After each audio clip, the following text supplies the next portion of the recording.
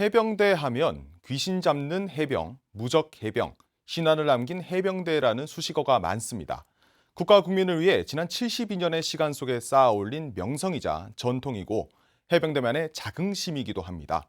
해병대의 지난 과거를 되돌아보고 미래로 나아가기 위해 어떤 준비를 하고 있는지 계속해서 양희룬 기자가 전해드립니다. 해병대는 상륙작전을 주 임무로 하고 있습니다. 삼면이 바다인 우리나라의 지리적 여건 등 상륙작전을 수행할 부대의 필요성이 대두됨에 따라 1949년 4월 15일 진해 덕산 비행장에서 창설됐습니다. 해병대는 창설된 지 불과 1년 만에 6.25 전쟁을 치르면서 명성을 쌓아갑니다. 장항 군산 1위 지구에 투입돼 적의 남진을 지연시켰고 진동리 지구 전투에서는 전장병 1계급 특진에 빛나는 영예를 안았습니다. 또한 통영 상륙작전에서는 귀신 잡는 해병대라는 영원한 애칭도 얻게 됩니다. 인천 상륙작전은 북진의 발판을 마련했고 서울 탈환작전을 통해 중앙청에 태극기를 개양하는 수훈을 세우기도 했습니다. 특히 적의 철옹성 같았던 도솔산과 펀치볼 일대를 공격해 탈취하는 전공을 세우며 이승만 대통령으로부터 무적 해병이라는 휘호를 받았습니다. 해병대의 명성은 1965년 베트남 전쟁 파병으로 신화를 남긴 해병대의 전통을 수립하기에 이릅니다.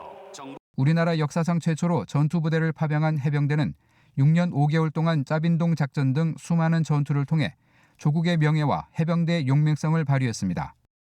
하지만 시련기도 있었습니다. 1973년 10월 10일 해병대의 효율적 운영을 위해 전투부대를 제외한 해병대 사령부가 해체되고 교육과 지원 부대들이 해군에 통폐합된 겁니다. 그리고 14년 뒤 해병대는 다시 도약의 시기를 맞습니다. 상륙작전에 관한 지휘구조를 개선할 필요성에 의해 1987년 11월 1일 해병대 부대를 통합지휘할 해병대 사령부가 재창설되고 이후 끊임없는 지휘관리 개선 연구와 여러 번의 법률 개정 등을 거쳐 미래전에 대비한 다목적 신속 대응군으로서 해병대 위상을 제고시켰습니다.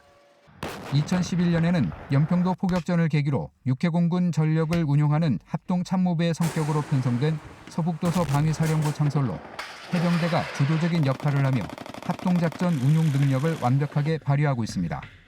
해병대가 미래를 위해 내걸고 있는 기치는 전방위 위협에 신속 대응 가능한 스마트 국가전략기동군.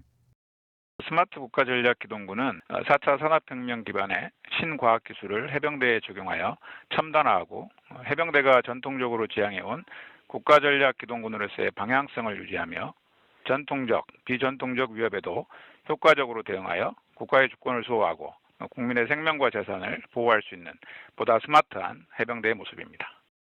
해병대는 스마트 국가전략기동군으로서 중추적인 역할을 수행할 항공단을 올해 12월 창설할 계획입니다. 해병대 항공단은 전시 상륙작전은 물론 국가전략도서 방어, 재난지원 등에 신속하게 투입되어 다양한 임무를 수행하게 됩니다.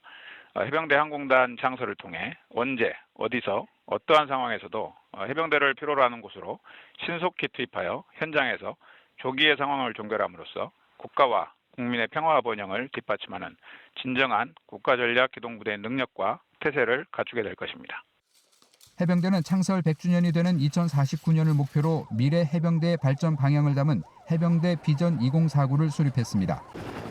해병대 비전 2049는 미래 해병대가 역할을 수행하는 데 필요한 역량과 설계 방향을 제시하고 있습니다. 해병대는 이를 위해 미래형 해병대 인적자원 개발과 해병대에 필요한 미래기술 확보, 미래 사회에 적합한 해병대의 조직 문화와 가치관을 재정립하는 데 집중하고 있습니다. 해병대 창설 72주년. 해병대는 선배 해병들이 세운 숭고한 가치와 정신을 계승하면서 지금까지 성장을 발판 삼아 호국 충성 해병대의 새로운 미래로 나아가기 위한 또 한 번의 도약을 준비하고 있습니다. 국방뉴스 양희룡입니다.